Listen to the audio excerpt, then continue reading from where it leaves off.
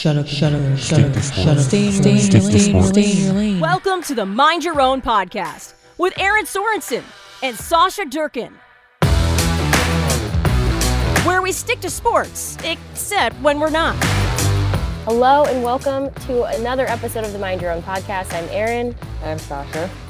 And we're back, kind of. Like, we're like the most unenthusiastically back, but not because we're not excited about the podcast. We're just both generally exhausted. Mm-hmm. And thankfully, you've all been exceptionally gracious with us and haven't been too upset that we haven't had a new episode in about 3 weeks. But it has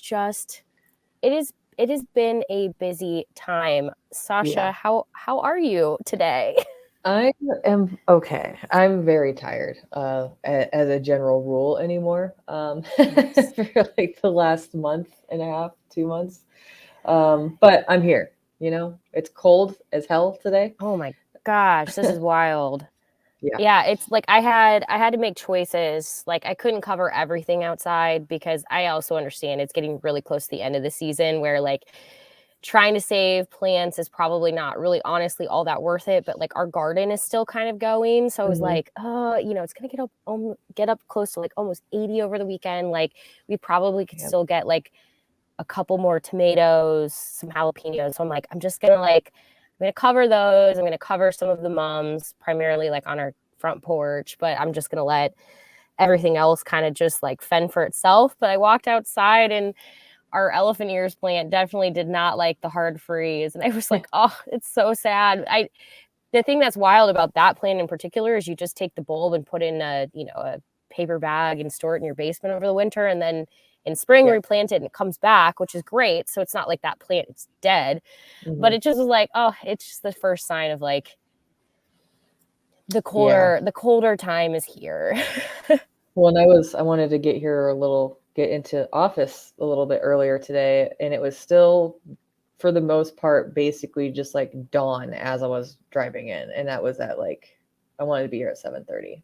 So yeah, it's also only 19 degrees as the time we're recording this. I will say I am looking forward to, from my understanding, I believe the daylight saving situation is changing in 2023. I think that's been passed. Maybe it's only gone through one side of Congress. Regardless, I'm under the impression that it is going to essentially go away. And as much as these mornings are tough when you wake up and it's getting darker, I do enjoy that there's light later in the day. And so I'm really looking forward to that because it's like mornings kind of just by the nature of them, you're kind of sleepy, groggy.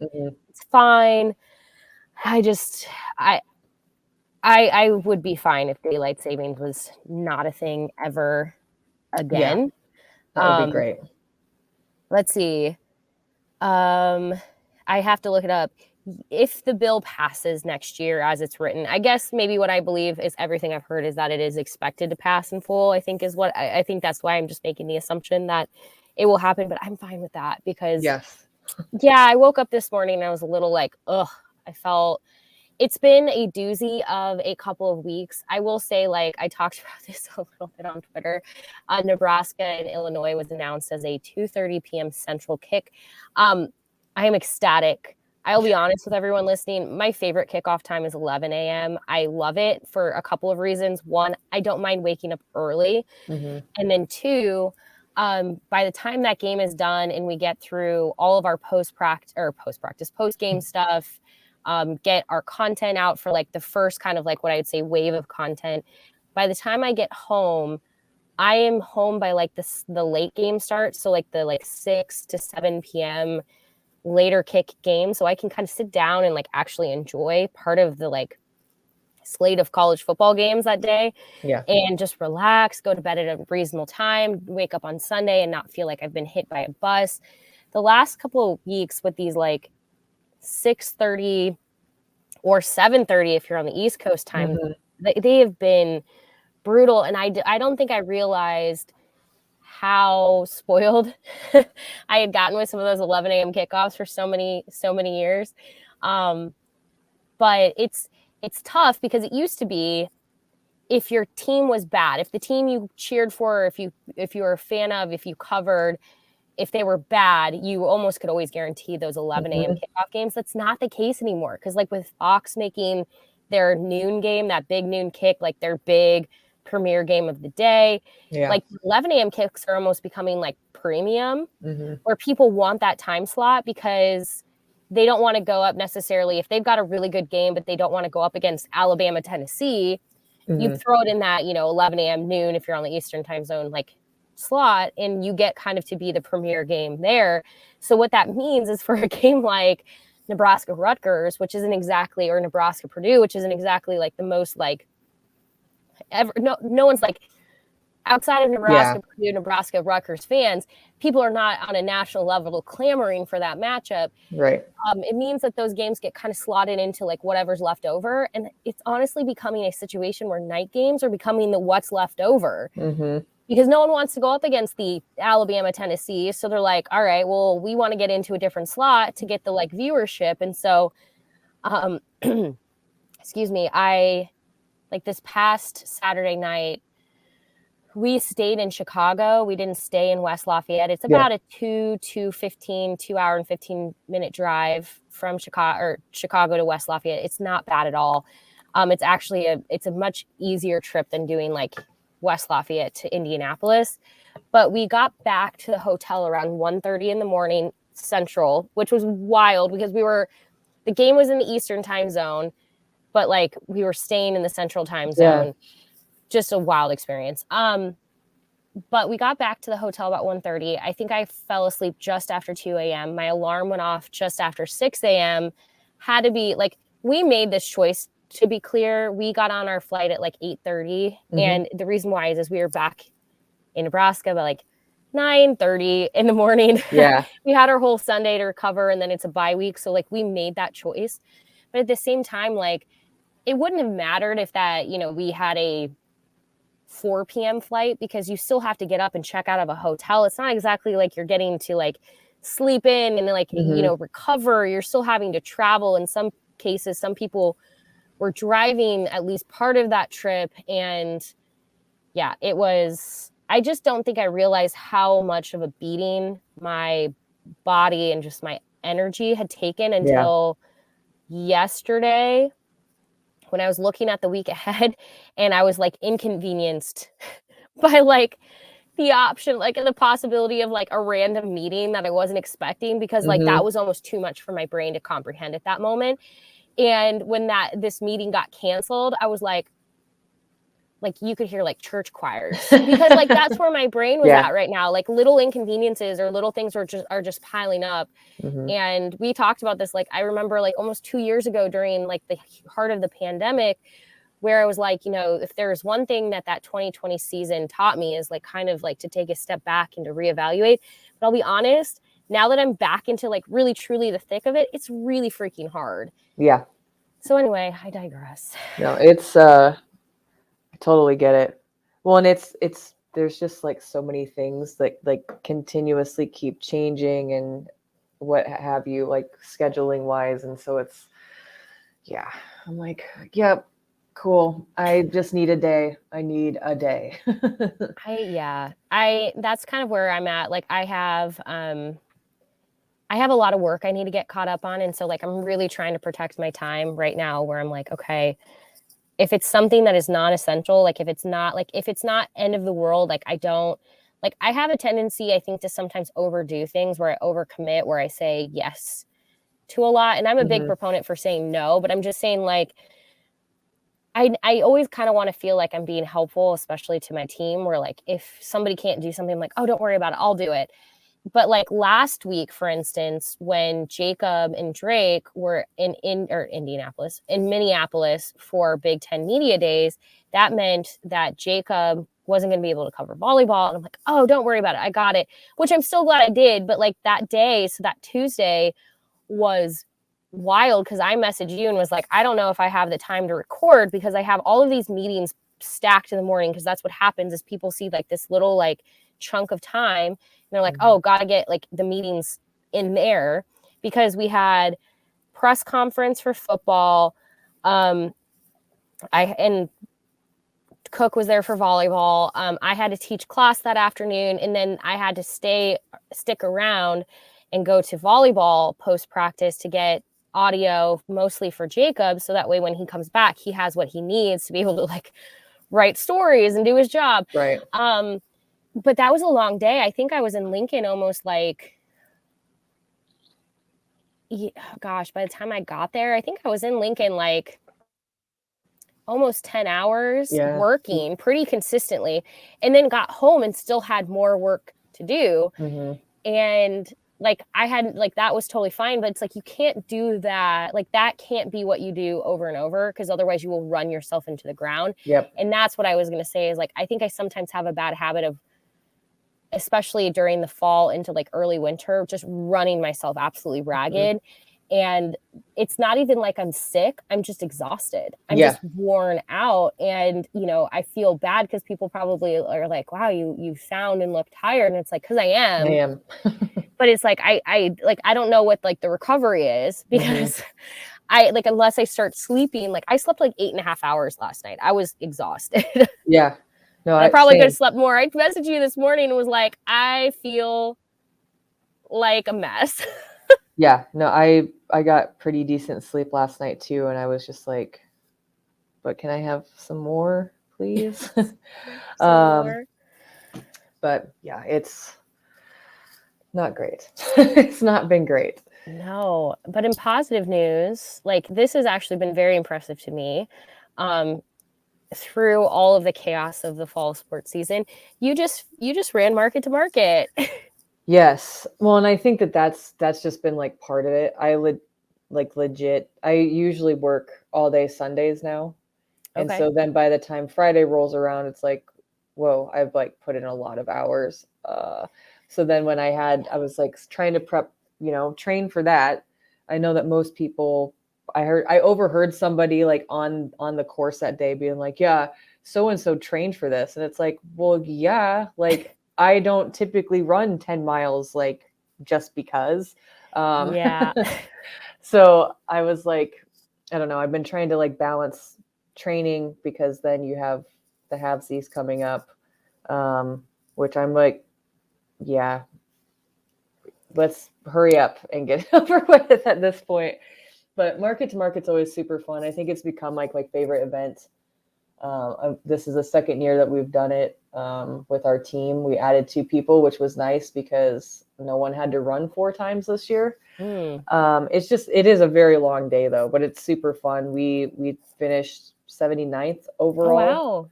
And knocked 14 minutes off of our time from last year. So with those things in mind, it like makes you want to keep training. Like last year after market to market, I like didn't run again until March. Like I like running, but it's not like my go-to thing to do. So no, it's super fun. The weather could not have been more perfect.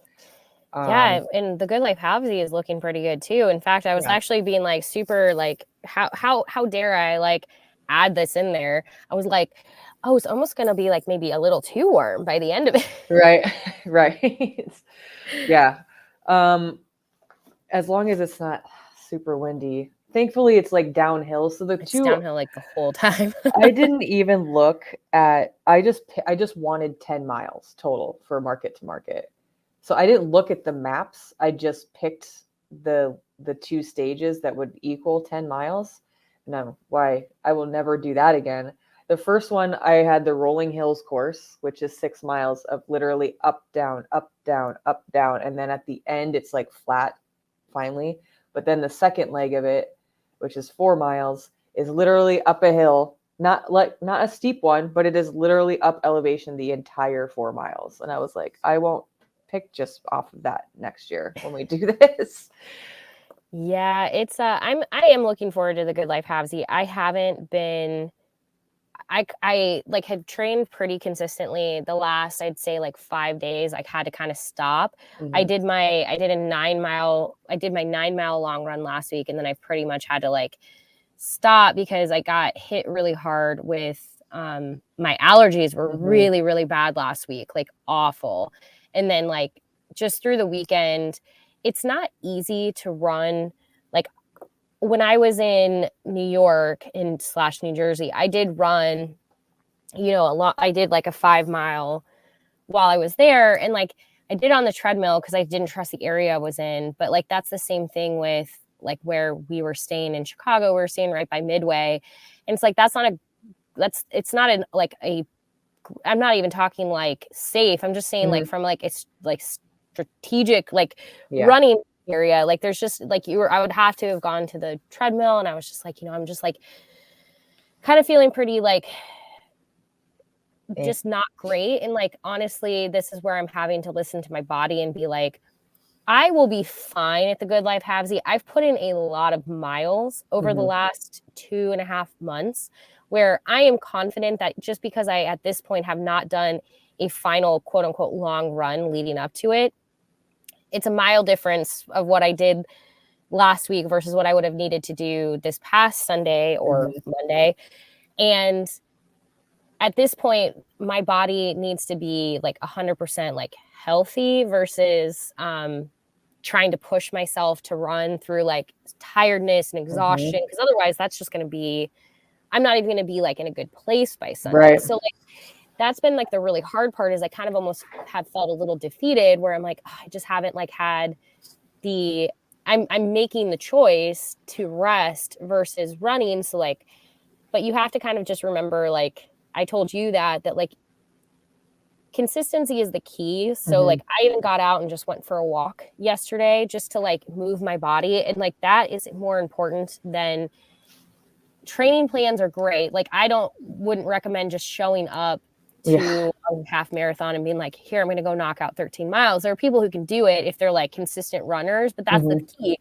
It's consistency. If you're just consistently running, regardless of distance, you could probably go knock out just about anything you set your mind to. But if you want to not feel awful afterwards, you know, training helps. But for me, I'm like, I'm not going to kill myself in the Good Life Halvesy. My plan is, I think I have like a 2.5 hour expectation. Like, I just would like to be done in 2.5 hours. Yeah, same. And then like, at that point, I'm going to kind of get back to what I feel like I haven't been. I really do enjoy running and I do enjoy working out, but like, it's become a chore, because that's ultimately what training becomes.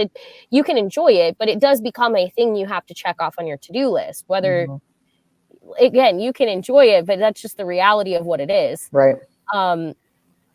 I'm kind of looking forward to getting back to just being like, you know what, I'm going to just go for like a couple mile run, because that's just what I'm feeling like doing today, and not because I have to do this specifically. Like, I'm just kind of looking forward to being able to like take a little bit of time before I have to get back into training. Because like I've said before, my husband really wants to run a full marathon next spring. I'm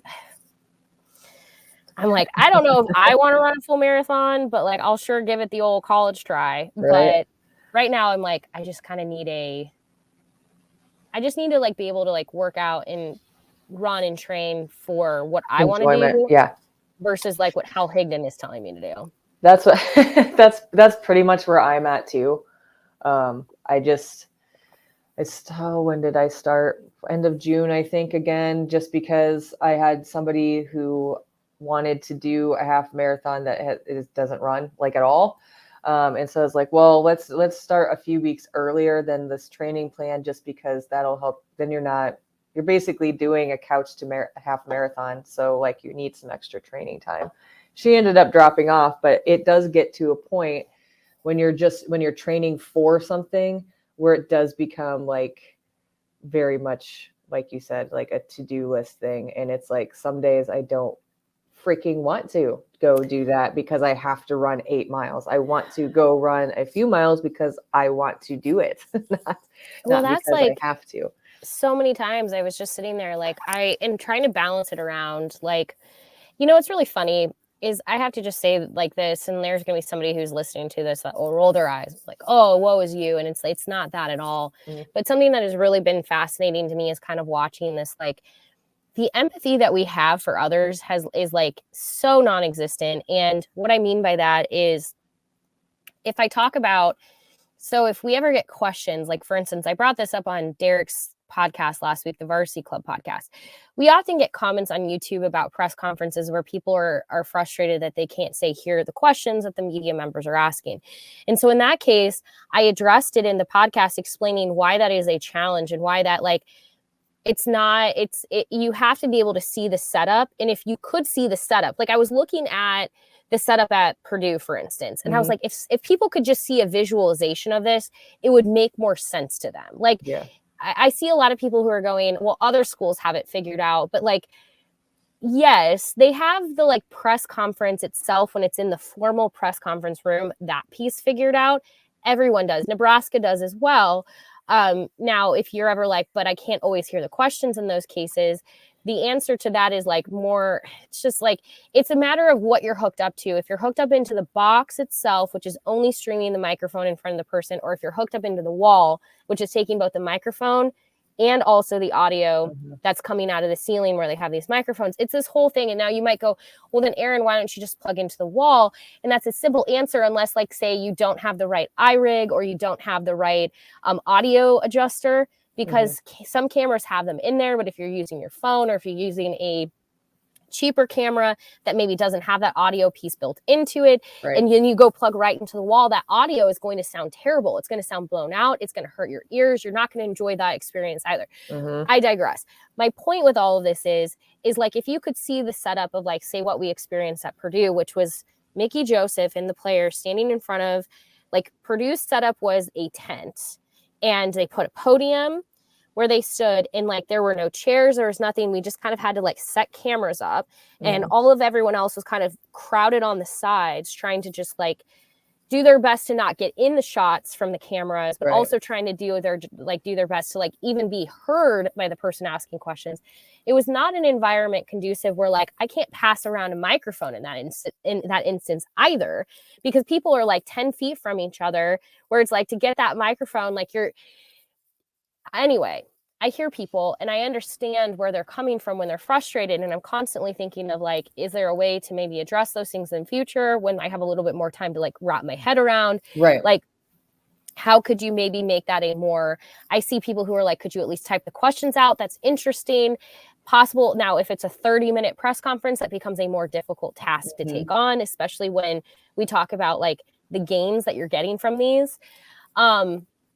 So my point with that is like, I brought this up on Derek's podcast, and immediately people were like, oh, you're just complaining. Poor you. The media is just complaining. The media is always complaining. Like, oh my gosh. And so my point with that is whenever I sometimes bring up like how tired I am, how like whatever, I'm always sometimes met with like that person that's like, oh, you're just complaining, but you have this great job. Oh, woe is you. And it's like, I just wish that we could take a step back and be a little bit more empathetic, that if you hear someone explaining, hey, I'm tired, or hey, this is a concern you have, allow me to explain why this thing that isn't as like easily solved as like it seems it would be.